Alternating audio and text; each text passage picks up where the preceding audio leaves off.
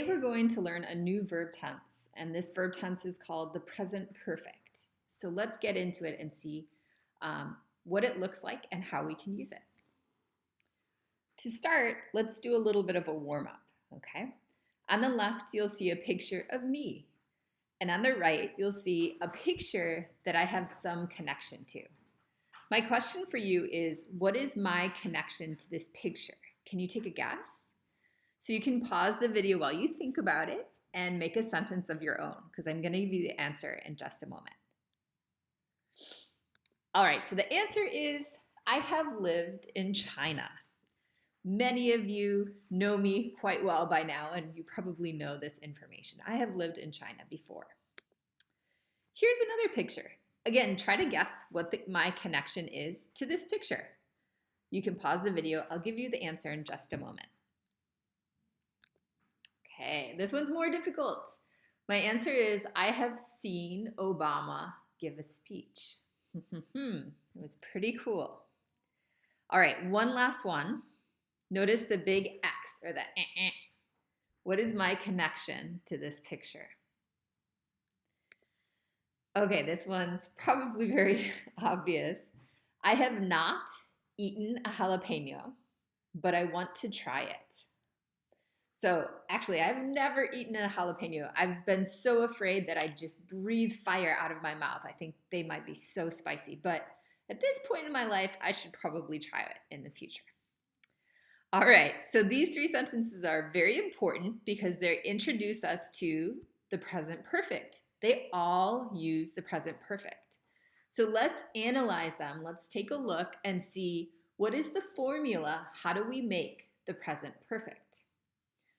So by looking at the sentences, I can tell that first we have a subject. So I, you, he, she, right?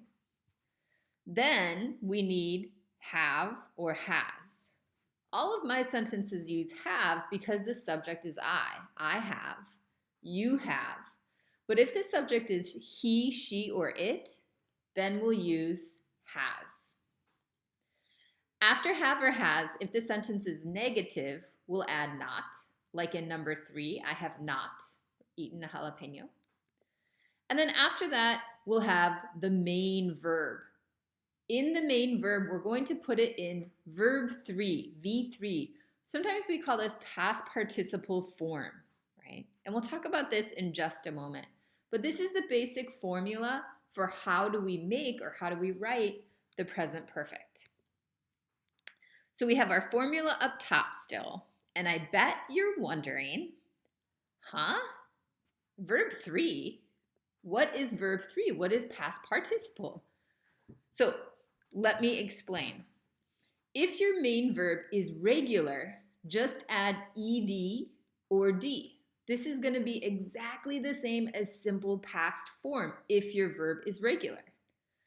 If your verb is irregular, use the irregular verb chart, which I've put on D2L, to help you find the irregular V3 of the verb, okay?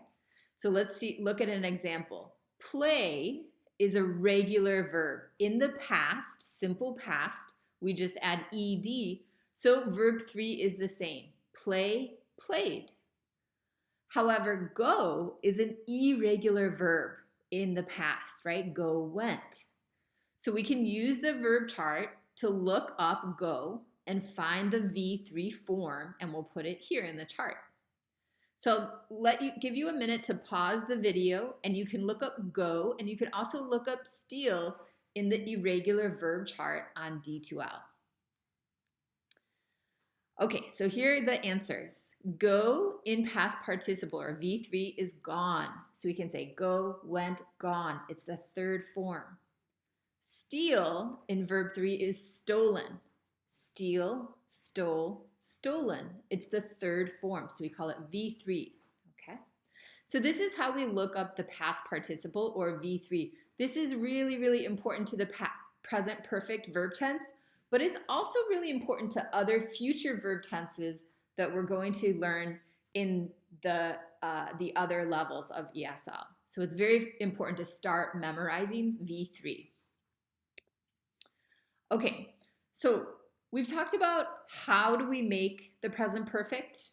We've talked about what is V3 or past participle, but we haven't talked about when do we use the present perfect. How do we know when we should use it?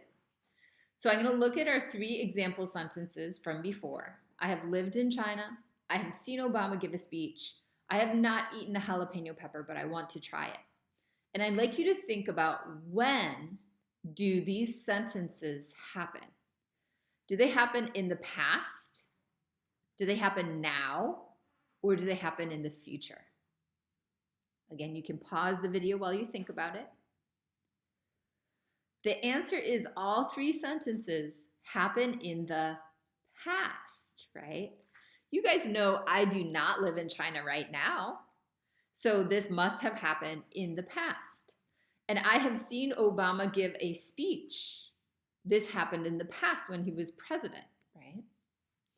I have not eaten a jalapeno in the past, but I hope to try it in the future, okay? So we can say we use present perfect to talk about actions that happened in the past, but the exact time when they happened is, do we know exactly when these 3 sentences happened? The year or the date? No, the exact time is not known.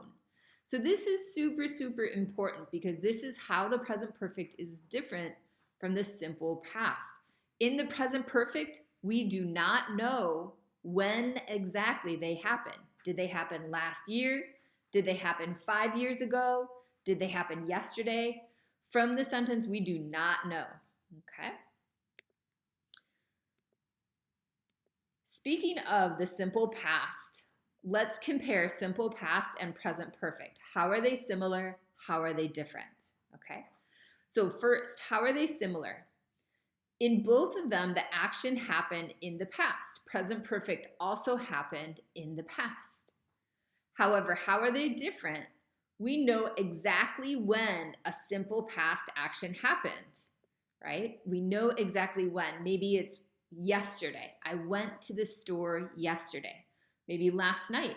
I watched TV last night. We could also say last Tuesday or a few weeks ago, right? Or in 2010. Anytime we have these key words that tell us exactly when and it happened in the past, we're going to use simple past, right? In contrast, in present perfect, we just learned that we don't know exactly when the action happened. The exact time is unknown, right? I have lived in China, but you don't know the year that I lived there. I have seen a ghost, but you don't know when I saw the ghost exactly, okay? So these are how the 2 verb tenses are different. Let's practice a little. For each one of these, I'd like you to think about, should I use the simple past if we know exactly when it happened? Or should I use the present perfect if I don't know exactly when it happened? You can use the verbs in parentheses to fill in the gap.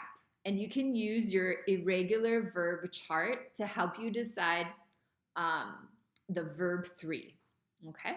So again, I'll ask you to pause the video while you do the exercises because in just a moment, I'm going to give you the answer. Okay, so here are the answers. Mr. and Mrs. Murillo have seen the Bulls play twice. Notice I use have because I have 2 people, right? Mr. and Mrs. Murillo, so that's they. And I also use verb 3 of the verb see, so it becomes seen. I don't know exactly when they saw the Bulls play in this sentence. I just know that they saw them play 2 times, but I don't know exactly when. The first game they saw was in 1992. Here I know exactly when, in 1992, so I'm going to use simple past. They also went to a game last year. Again, I know when it happened, last year. So here I'm using the key words to help me decide when to use simple past. Okay, number 2, my sister has lived in 3 countries. Again, from this part of the sentence, we don't know when she lived in the countries, when exactly it happened. So we'll use present perfect, right? We use has because my sister, she. So she's lived in 3 countries, France, India, and the US. She worked in India for 6 months a few years ago. Here the key word is ago, right? A few years ago tells me exactly when. I'm going to use past simple here. Okay, so that's just a little bit of practice. Here's a little bit of more practice to help you write about your own life using the present perfect. Many times when we write about our own life, we're more likely to remember, right? So I'd like you to use the present perfect to write about 1, something you have done in the past and you're proud of. So here, this student might say, I have given a speech in front of many, many people, or I have sung a song in front of an audience, maybe. And this boy here, he might say, I have won a race, or I have won a gold medal. So that's something that they feel proud of. So you're going to write 1 sentence of something you're proud of, and then you're going to write another sentence about something you have not done in the past. So you have never done it before, but you want to do. So this is similar to my example of the jalapeno. I have not eaten a jalapeno, but I want to in the future. Okay? You can also think about your goals, maybe something that you have not done yet, but you would like to do in the future. It's a future goal. Please remember to use when we use the present perfect, don't tell us exactly when it happened. Okay? All right, students, so I'll leave you to work on that so you can practice. I hope that you've learned a little bit about the present perfect and feel ready to use it